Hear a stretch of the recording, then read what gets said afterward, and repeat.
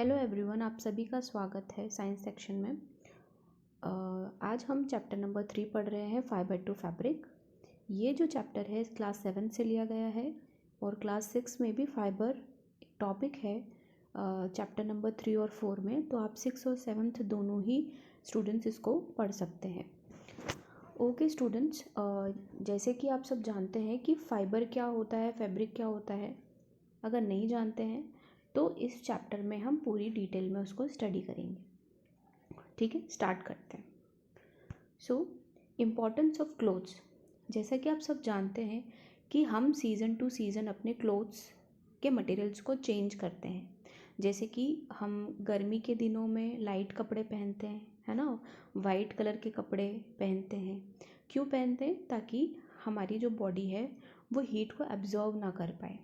ठीक है, हीट से अपने आप को प्रोटेक्ट करने के लिए हम क्या करते हैं, लाइट कलर के कपड़े गर्मी के दिनों में यानी कि समर में पहनते हैं। वहीं पर अगर हम कोल्ड वेदर की बात करें, विंटर सीजन में हम गर्म कपड़े पहनना पसंद करते हैं, वुलन क्लोथ्स पहनना पसंद करते हैं। क्यों? क्योंकि जिससे हमारी बॉडी वो गर्म रहे। ठीक है, प्रोटेक्ट अस फ्रॉम कोल्ड। अच्छा, कुछ कपड़े ऐसे होते हैं जो हमको बहुत सुंदर, अपने शरीर को बहुत सुंदर दिखने के लिए हम उनको पहनते हैं। ठीक है, सो इम्पॉर्टेंस क्या है क्लोथ्स की? This are the importance. The following importance of the clothes are: they protect us from heat, they protect us from cold, and then they make us look nice and decent. Okay, now fibre topic, जो chapter का नाम है वो है fibre to fabric. अब यहाँ पे fibre क्या है? A material is available in the form of thin and continuous strain is called fiber. अच्छा, आप एक मटेरियल लीजिए, कोई सा भी क्लोथ का, उसके बारीक से बारीक थ्रेड को भी बाहर निकालिए। उस थ्रेड के एक थ्रेड भी बहुत सारे थिन मटेरियल से बना होता है। ठीक है, जैसे कि आपके हेयर लाइक स्ट्रक्चर होते हैं वैसे ही। ठीक है, तो अपने कोई वुलन क्लोथ या कोई भी मटेरियल ले लीजिए, आप देखेंगे कि वो एक पतले पतले धागों से मिलकर बना होता है ना। इसे हम क्या कहते हैं? स्ट्रैंड। ठीक है, so a material which is available in the form of thin and continuous strand is called fibre. इसे ही फाइबर कहते हैं। अब फाइबर दो तरीके के होते हैं, एक होता है नेचुरल फाइबर और दूसरा होता है मैनमेड फाइबर और सिंथेटिक फाइबर। नेचुरल फाइबर क्या होता है और मैनमेड फाइबर क्या होता है, अब नेक्स्ट स्लाइड में पढ़ेंगे। Types of fibre: natural fibre and manmade fibre. Manmade fibre से आप जान सक रहे हैं कि मैन के द्वारा बना हुआ है, ठीक है, हमारे द्वारा। और नेचुरल फाइबर जो हमें नेचर से मिला है। The fibre which are obtain from plants and animals are called natural fibre. जो हमें प्लांट्स और एनिमल्स से मिलता है उसे हम नेचुरल फाइबर कहते हैं। एग्जाम्पल के लिए cotton, jute, silk, wool etcetera. Manmade fibres, the fibres that are synthesised in laboratory are called manmade fibres. और लेबोरेटरी में जितने भी मशीन्स हैं वो मैनमेड हैं, है ना, तो इसीलिए इसको क्या कहा जाता है? Manmade fibre. So nylon, acrylic, terylene, terry cotton, polyester etcetera are the example of manmade fibres. So remember this. Types of natural fibre. Natural fibre पे भी हमने दो तरीके के पढ़े fibre: plant fibre and animal fibre. The fibres which are obtained from plants and animals, sorry this is incorrect, only plants is called plant fibres. ठीक है, the fibres which are obtained from plants are called plant fibres. जैसे कि cotton plant होता है, jute plant होता है, flex plants होते हैं, उन्हीं से ही कॉटन मटेरियल बनता है, जूट मटेरियल बनता है ना, तो उसे क्या बोलते हैं हम? Plant fibre.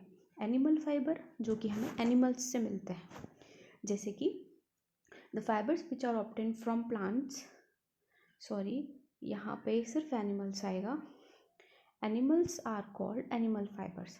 The fibres which are obtained from animals only are called animal fibre, जैसे कि silk and wool.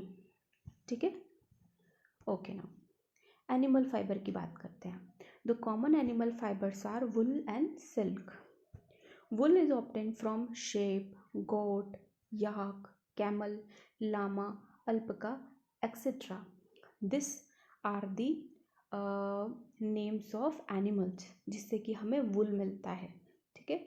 Silk is obtain from silk worm, silk जो है हमें सिल्क वॉर्म से मिलती है, ठीक है।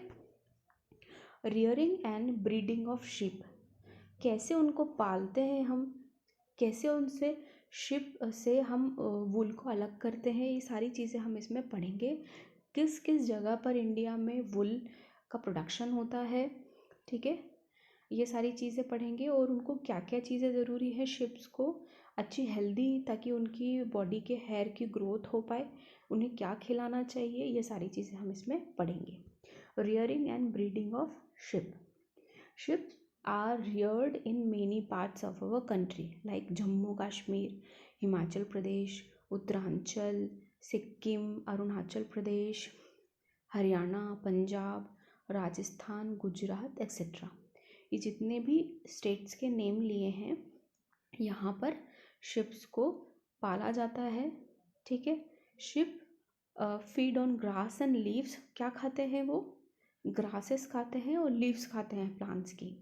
They are also fed with a mixture of pulses, corn, jowar, oil cakes and minerals, ये सब भी वो खाते हैं जिससे उनके बॉडी की हेयर की अच्छी सी ग्रोथ हो सके। In winter sheeps are kept indoors and fed on leaves, grain, dry fodder. तो ठंड के दिनों में क्योंकि उन्हें बाहर नहीं छोड़ सकते, उन्हें अंदर ही रखा जाता है घर के अंदर, और ये सारी चीज़ें उन्हें प्रोवाइड की जाती हैं। Some breeds of sheep have thick hair on their body which yield good quality wool in large quantities.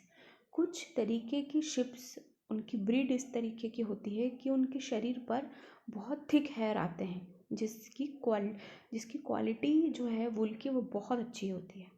They are selectively bred to get sheep of good breed, ठीक है। तो this is all about processing of wool, कैसे हम वुल को प्राप्त करते हैं, कैसे लेते हैं। The processing of changing fleece into wool involves following 6 steps. अब आपने क्या किया कि चलो शिप से वुल को तो अलग कर लिया, उसके हेयर को अलग कर लिया, ठीक है, पर डायरेक्टली हम उससे मटेरियल नहीं बना सकते क्योंकि उसमें बहुत सारे जर्म्स होते हैं और आसपास के जितने भी नेचुरल चीज़ें जो होती है, आसपास की धूल मिट्टी सब लगी होती है, पहले उसको क्लियर करना ज़रूरी है। उसके लिए हमें क्या करना होता है, कुछ स्टेप्स को फॉलो करना पड़ता है। साथ साथ यहाँ पे उन स्टेप्स को भी फॉलो किया गया है जिससे मटेरियल आपको पूरा कंप्लीट मिलता है, ठीक है। So this are the 6 steps: shearing, scouring, sorting, burr separation, dyeing, spinning. So these are the steps. Sorry.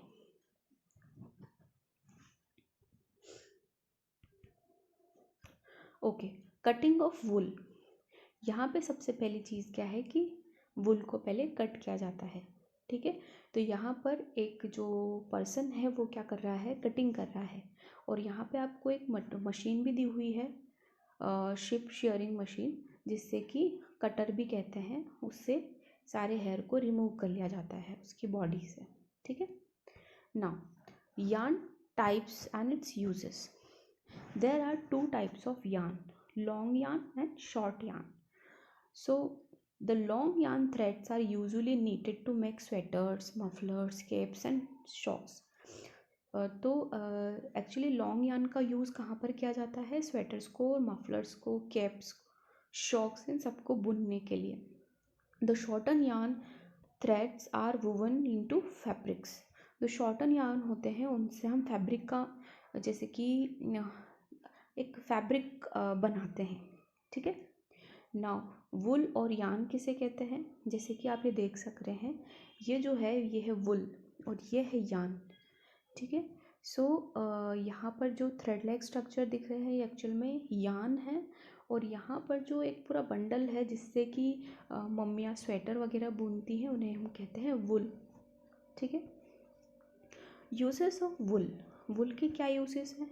Wool is used for making warm clothes such as sweater, cap, shawl, gloves, blanket etcetera. Wool is also use in making carpets and upholstery, यानी कि हम इससे carpets भी बनाते हैं। ठीक है। Silk, अब सिल्क की बात आती है। सिल्क क्या होता है, आपने देखा है एक शाइनी कपड़ा आता है हमारे यहाँ पे, है ना, जिससे साड़ियाँ बनाई जाती हैं, सूट बनाए जाते हैं, दुपट्टे बनाए जाते हैं, है ना, शॉल बनाई जाती है सिल्क की। तो सिल्क हमें मिलता कहाँ से एक्चुअल में? ठीक है, तो स्टडी करते हैं। Silk fibre is obtain from cocoon of the silk worm, silk moth जिसे कहते हैं। The silk moth leaves on the leaves of mulberry plants. तो एक्चुअल में सिल्क किससे मिलता है? कुकून्स ऑफ सिल्क वॉर्म। ठीक है, यानी कि एक अंडे की आकार का एक स्ट्रक्चर होता है जिसे कुकून कहा जाता है, और ये कहाँ पर रहते हैं? मलबेरी प्लांट्स पे। ठीक है, सो मलबेरी ट्रीज होते हैं, उन्हीं पर ये रहते हैं। टाइप्स होते हैं अलग अलग सिल्क के। Different types of silk worm produces different types of silk in terms of lustre and texture. दिखने और उनकी शाइनिंग के अकॉर्डिंग अलग अलग टाइप के सिल्क होते हैं। For example tussar silk, muga silk, kosa silk etcetera are produced by different types of silk moth. Mulberry silk is the most common silk moth, यानी कि मलबेरी प्लांट पर रहने वाले जो सिल्क है जिससे हमें सिल्क मिलता है वो मोस्टली कॉमन है, ज़्यादातर मिलता है। सेरीकल्चर क्या होता है? सेरीकल्चर एक टाइप का बोल सकते हैं कि एक प्रोसेस है, सॉरी प्रोसेस नहीं, this is the scientific term actually. The rearing of silk warm for obtaining silk is called sericulture.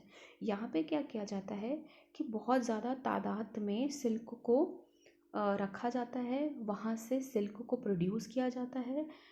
ठीक है, जो भी सिल्क वॉर्म रहती है वहाँ पे एक बहुत ज़्यादा तादाद में इकट्ठी की जाती है, उन्हें रहने के लिए मलबेरी लीव्स और बहुत सारी चीज़ें जो इन्वायरमेंट उनको प्रोवाइड किया जाता है, और वहाँ से सिल्क ऑब्टेन किया जाता है बड़े अमाउंट में।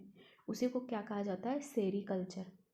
जैसे हम एग्रीकल्चर कहते हैं, यहाँ पर हम सिल्क का प्रोडक्शन कर रहे हैं तो सेरीकल्चर। ओके, ना this is called silk moth.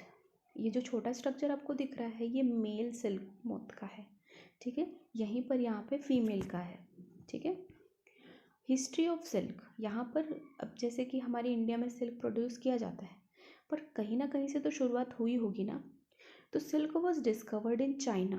Firstly China में डिस्कवर हुआ था around 3500 BC. Silk became a prized possession because of its fine quality and luster. Just because of the quality of the material of the silk and lustrous property, यानी shiny property है, तो कोई भी चीज़ shine करती है तो हमें attract तो बहुत करती है ना, इसी वजह से ये फेमस हो गया। Originally it was used by emperors only, यानी कि बहुत बड़े बड़े घरानों में पहले यूज़ किया जाता था। It was thought trade that silk spread to other parts of the world. फिर सोचा गया कि इसे बाहर भी सप्लाई किया जाए। Over a period of time silk was a staple item of trade during ancient time. Ancient time में ये बहुत ही बड़ा व्यापार हुआ करता था। Due to this the ancient trade routes which linked China to other parts of the world are called silk route. यहाँ पे जो रूट जिसकी वजह से सिल्क को सप्लाई किया जाता था एक जगह से दूसरी जगह, उसे सिल्क रूट कहा जाता था। एज पर हिस्टोरियंस, यानी कि जो हिस्टोरियंस थे वो कहते थे silk was produced in India also, India में भी प्रोड्यूस किया जाता था।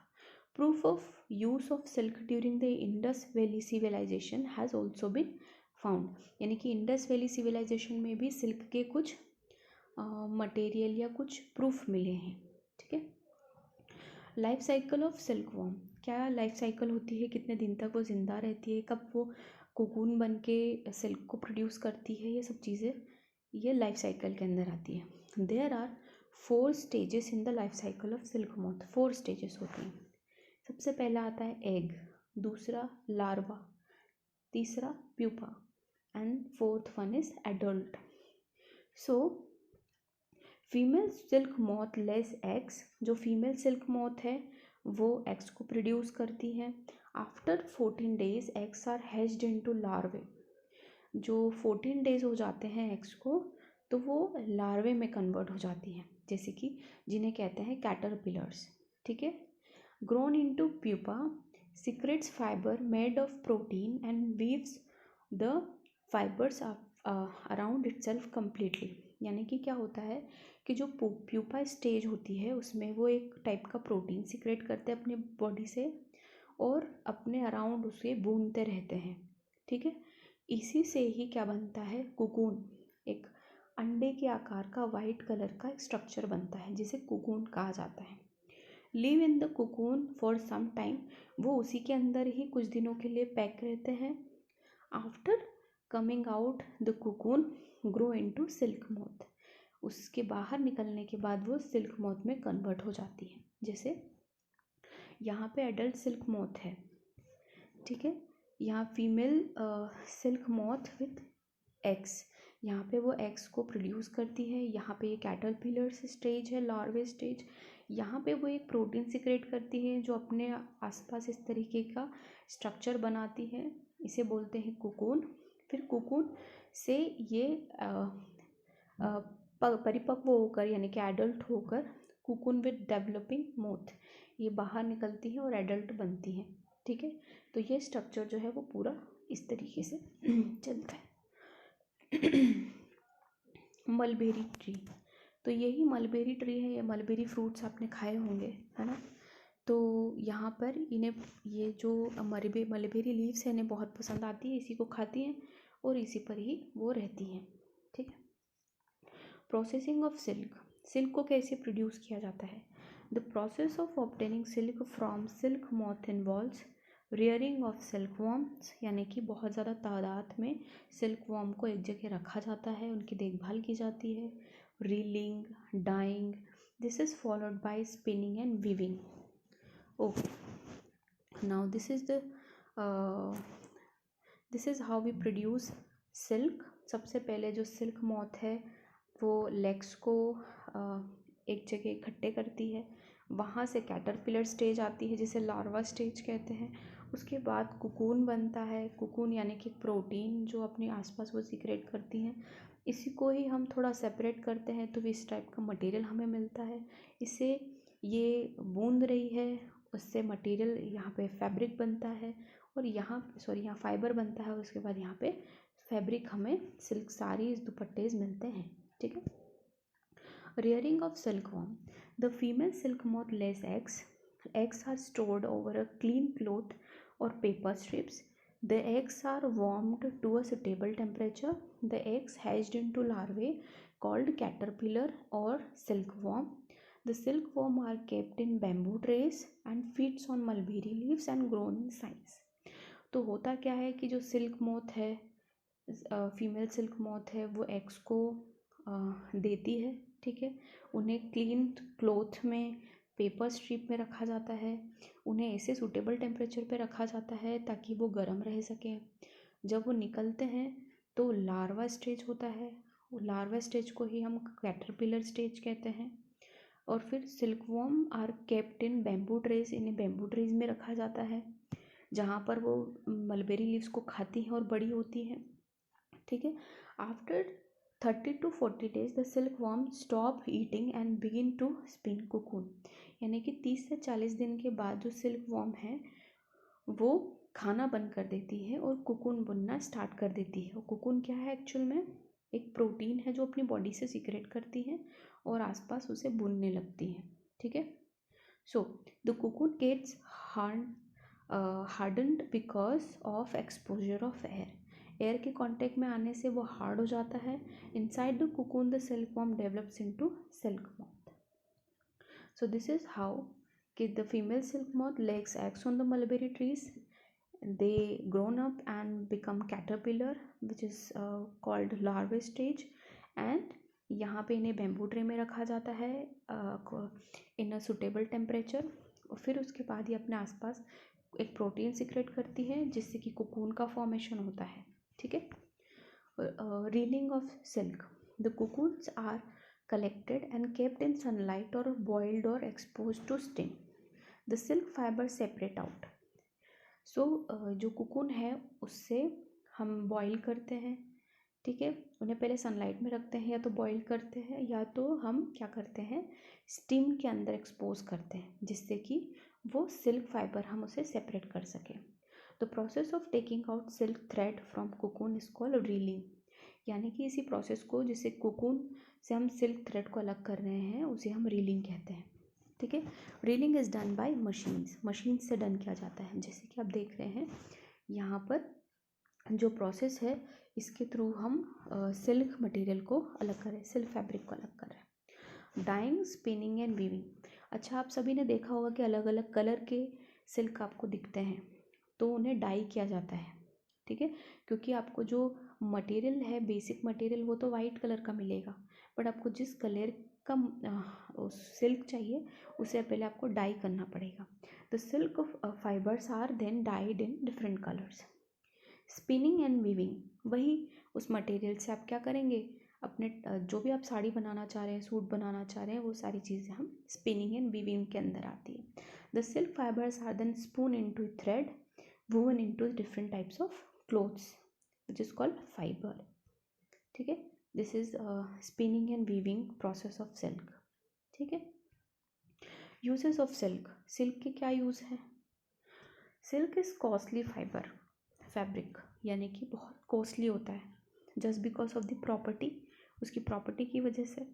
The silk fibre is used for weaving clothes, specially traditional dresses in India like sari, kurta, shawl, other wedding clothes. Silk had always been prized for its luster and fine quality. उसकी शाइनीनेस की वजह से ही silk बहुत ज़्यादा famous है।